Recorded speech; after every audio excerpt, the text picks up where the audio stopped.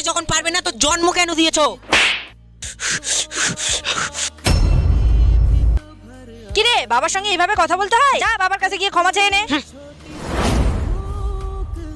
আরে বয়রার বাবা, ছাড়ো, ও বাচ্চা, ও ভুল করে বলে ফেলেছে।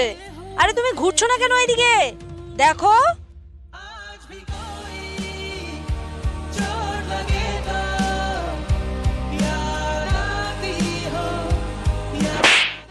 তোর বাবা কত কষ্ট সহ্য করেছে, তবুও তোর বাবার চোখে কোনোদিনও জল দেখিনি। আর আজকে তোর এই কথাতে তোর বাবার চোখে জল চলে এসেছে। যা তোর বাবার কাছে গিয়ে ক্ষমা চা। বাবা, বাবা আমার ভুল হয়ে গেছে।